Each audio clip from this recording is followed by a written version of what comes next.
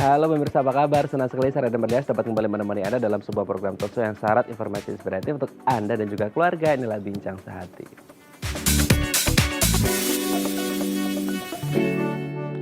Yang jelas setiap dari kita manusia pasti memiliki yang namanya rasa takut seperti itu manusiawi, wajar, normal. Tapi kalau akhirnya rasa takutnya itu berlebihan dan terus menerus, Anda harus waspada kalau Anda mengalami yang namanya fobia. Nah, fobia ini tidak bisa dipandang sebelah mata gitu ya, atau disepelekan karena terkadang fobia ini bisa berakhir pada sesuatu hal yang irasional. Oleh karena itu kita harus tahu apa itu fobia dan bagaimana cara mengatasinya. Nah, inilah topik yang akan kita bahas hari ini, yaitu mengatasi fobia dan gangguan kecemasan. Sebelum membahasnya, kita akan membahas terlebih dahulu nih fakta-fakta penting seputar kecemasan ya. Kita lihat yang pertama. Rumit dan tidak butuh alasan. Terkadang orang rasa takut, rasa cemas, khawatir, deg-degan, was-was itu karena orang kadang-kadang ya udah muncul begitu aja gitu. Nggak ada alasan tertentu, nggak ada keadaan yang rumit tiba-tiba muncul begitu saja. Nah, nanti mungkin akan kita bahas kenapa akhirnya ini bisa segitu rumitnya dan tidak ada alasan tiba-tiba muncul gitu ya. Oke, kita lanjut yang kedua. Kecemasan menyebabkan pusing. Nah, kalau orang cemas itu pernapasannya jadi mengeras gitu ya, sehingga menimbulkan namanya hiperventilasi. Nah, hiperventilasi ini sendiri akhirnya membuat tension di sekitar area kepala dan akhirnya bisa membuat kepala itu serasa pusing karena tekanan yang mungkin berlebihan, bernapasnya juga jadi mengeras, jadi akhirnya menyebabkan kepala sedikit pusing gitu ya. Kita lanjut yang ketiga, tidak memiliki tanda yang dapat dikenali. Nah, terkadang ketika orang rasa stres, ketakutannya berlebih atau fobia, mereka tidak menunjukkan gejala atau ciri-ciri khusus, terjadi begitu saja. Jadi mungkin agak berat bagi kita untuk mengenali ini orang ngalamin fobia, kecemasan atau enggak gitu ya. Kita lanjut yang keempat, menghindari stres dan menekan. Nah, biasanya orang yang merasa cemas ini berusaha untuk menghindari stresnya gitu. Nah, tapi akhirnya apa? Cara menghindari stresnya justru akhirnya menekan pikiran dari orang tersebut yang akhirnya bukannya nggak stres malah tambah stres seperti itu atau malah nambah cemas gitu ya. Yang terakhir, tidak dapat hilang dengan sendirinya. Terkadang kita berpikir bahwasanya gini, ketika kita lagi stres ya udah kita tidur aja atau menyendiri aja. Nah, untuk kasus tertentu mungkin bisa gitu ya. Tapi ketika ada satu stres tertentu yang kayaknya nggak bisa didiamkan begitu saja, malah jadi bahaya, bisa jadi self harm juga mungkin gitu ya. Nah, akhirnya kita harus ketemu dengan seseorang, entah teman kita, keluarga kita atau psikolog gitu ya, untuk mengatasi apa-apa yang menjadi kecemasan kita. Oke, itu dia tadi 5 fun fact mengenai kecemasan dan kami akan membahasnya sesaat lagi. Tetap bersama kami di Bincang Sehati.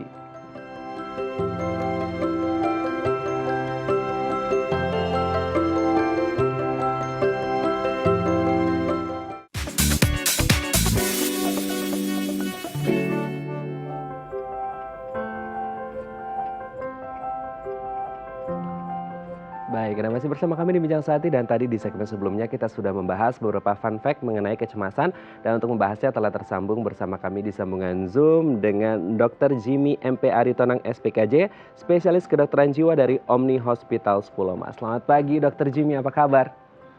Selamat pagi Mas Raden, baik-baik saja. Baik-baik saja dan selalu sehat, selalu beraura positif ya Amin. Dr. Jimmy ya. Kita ketemu lagi di Bincang Sehati. Dok, hari ini kita akan membahas beberapa fakta mengenai kecemasan gitu ya. Kalau kita ngomong cemas kan mungkin ada yang tatarannya ringan, ada yang sedang, ada yang berat, ada yang nggak, tiba-tiba nggak ada alasan, tiba-tiba cemas aja gitu. Nah, mungkin dari sisi psikologisnya seperti itu. Nah, kalau kita bahas beberapa fakta seputar kecemasan, kita lihat yang pertama nih dok. Apakah benar rasa cemas itu rumit dan kadang tidak butuh alasan, tiba-tiba muncul begitu aja? Betul atau tidak ini dokter? Betul.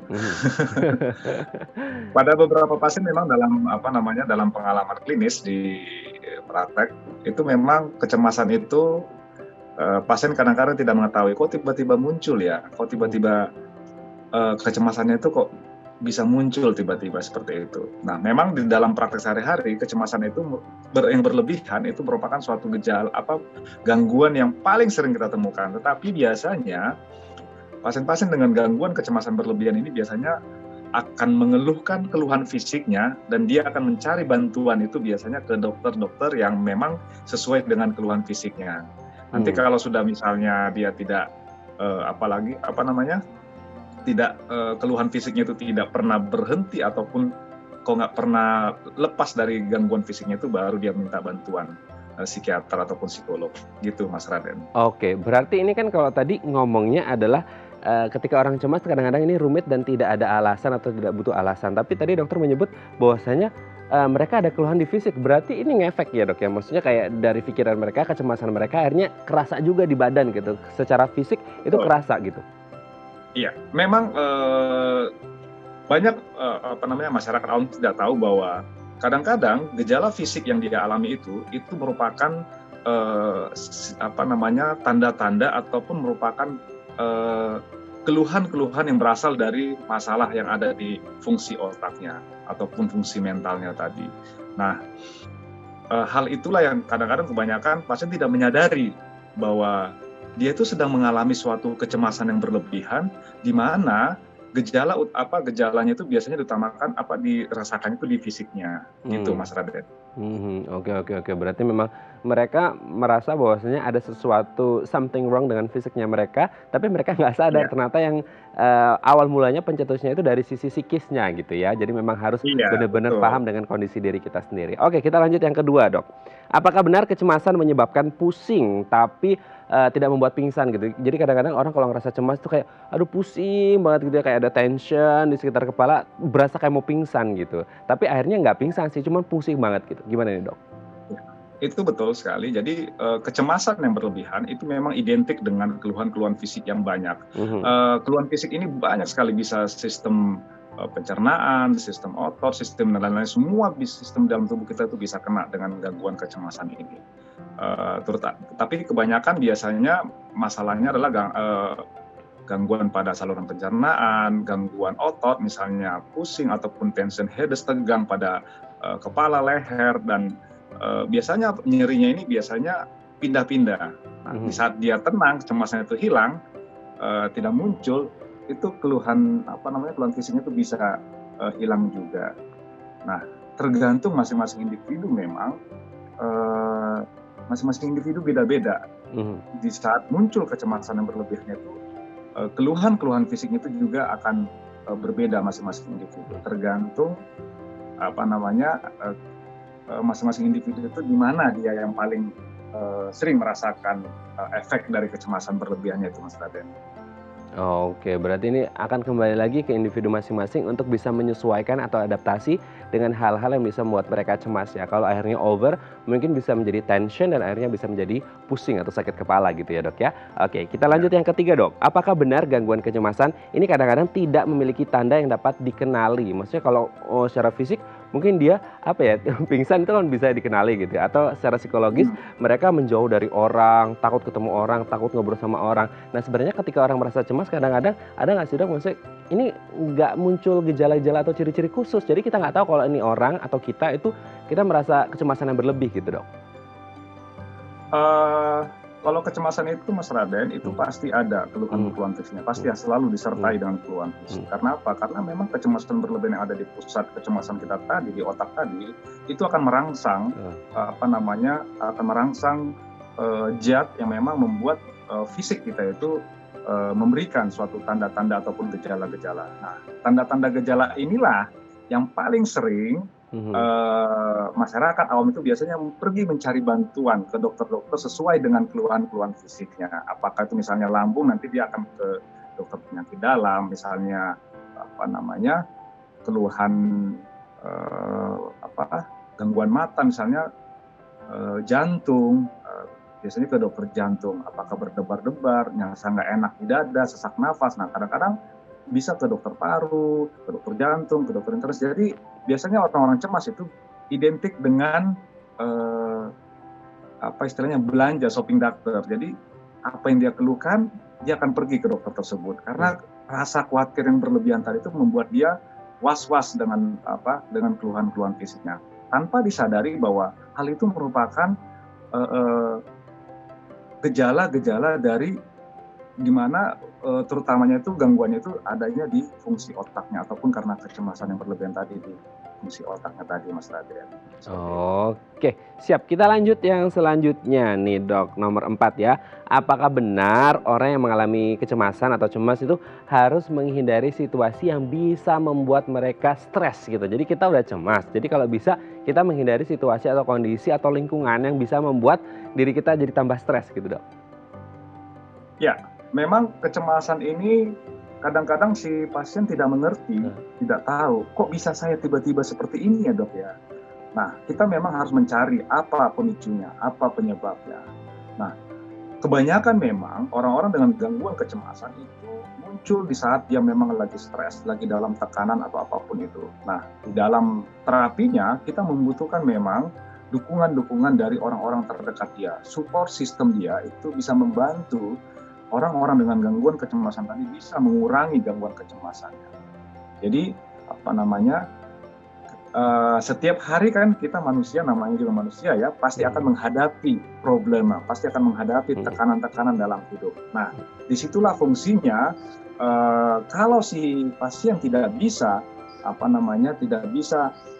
mengurangi kecemasannya dengan sendirinya, dia akan pasti akan membutuhkan bantuan profesional. Nah, di situ nanti profesional baik itu psikiater ataupun psikolog akan memberikan suatu terapi-terapi, apakah itu terapi psikoterapi ataupun farmakoterapi dan terapi-terapi yang lainnya. Nah, disitulah diajarkan bagaimana si pasien dengan gangguan kecemasan ini bisa mengurangi kecemasannya. Karena gangguan kecemasan biasanya identik dengan pikiran-pikiran negatif, Mas Rasen. Jadi dia takut, khawatir yang luar biasa dengan yang ada di depan, padahal belum tentu apa yang dia khawatirkan itu terjadi.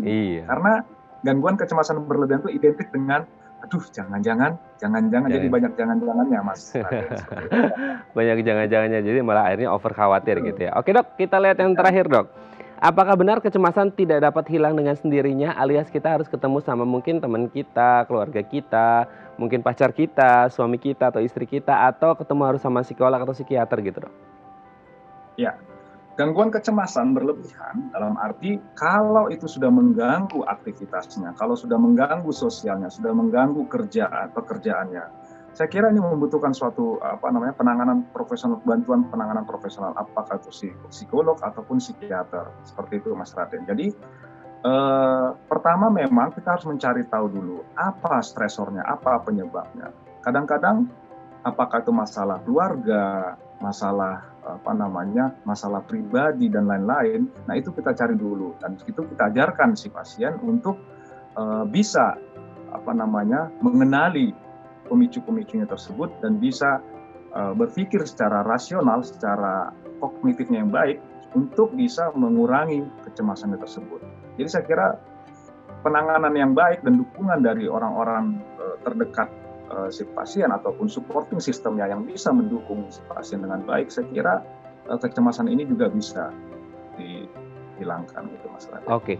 Kalau semisal mereka ngobrol sama mungkin orang-orang terdekat, belum ketemu psikolog atau psikiater gitu ya Dok ya, ya untuk sekadar menenangkan aja gitu, tapi belum mendapatkan solusi. Berarti ketika kita dalam lingkup katakanlah seperti support sistemnya keluarga gitu ya, udah bisa tenang nih kondisinya, tidak terlalu cemas, tapi solusinya belum dapat, berarti tetap harus ketemu psikolog atau psikiater gitu nggak sih Dok? Saya kira kalau sudah mengganggu ya, ke psikolog atau psikiater itu kan dibutuhkan apabila memang pasien tersebut sudah mengganggu keluhan-keluhannya tadi sudah mengganggu aktivitasnya, mengganggu pekerjaannya, mengganggu sosialnya. Saya kira butuh bantuan profesional Mas Raden. Karena masing-masing individu kan berbeda-beda dalam kapasitas mentalnya. Masing-masing orang berbeda-beda dalam manajemen stresnya. Ada yang kuat, ada yang lemah. Nah, di situ kita melihat apakah si pasien ini kuat secara mentalnya, kapasitasnya atau tidak. Nah, kalau dia lemah, memang kita butuh pasien tersebut butuh untuk dukungan, support dari profesional ataupun dari support sistemnya tadi. Karena memang orang-orang dengan gangguan kecemasan itu rentan sekali untuk gangguan-gangguan fisik yang lain. Makanya kita sarankan untuk intervensi gangguan kecemasan tadi, menghindari lebih lanjut gangguan fisiknya tersebut. Bisa jadi nanti kalau itu dibiarkan, gangguan fisiknya tersebut juga akan semakin berat dan membuat kondisi si pasien juga akan semakin kurang baik itu Mas Raden. Oke, berarti memang harus ada support system dari keluarga, kalaupun akhirnya in the end of the day-nya belum ada solusi, hanya sekadar menenangkan, tetap harus ketemu psikolog atau psikiater untuk mendapatkan solusinya supaya tidak cemas terus-menerus gitu ya Dok ya. Baik, terima kasih Dr. Jimmy sudah bergabung bersama kami pagi hari ini di Bincang Sehati. Kita doakan meskipun di masa pandemi ini gitu ya, di mana banyak stresor-stresornya dari sisi keuangan atau ekonomi, percintaan, mungkin rumah tangga, sosial, kesehatan, semuanya banyak sekali indikator stresnya prosesnya, tapi semoga kita doakan kita tidak cemas, kita tidak stres, kita bisa menghadapi hidup ini dengan baik. Tuhan pasti punya jalan terbaik untuk kita semuanya. Terima kasih Dr. Jimmy sudah berbagi bersama kami pagi hari ini. Sehat-sehat terus, salam untuk keluarga di rumah dan teman-teman di rumah sakit. Selamat pagi. Baik, pemirsa, selanjutnya kita akan membahas tema kita hari ini. Bagi Anda yang memiliki pertanyaan, Anda bisa menghubungi kami di nomor 021 290 32644 atau DM Instagram kami di @bincangsaati.tv. Kami akan segera kembali.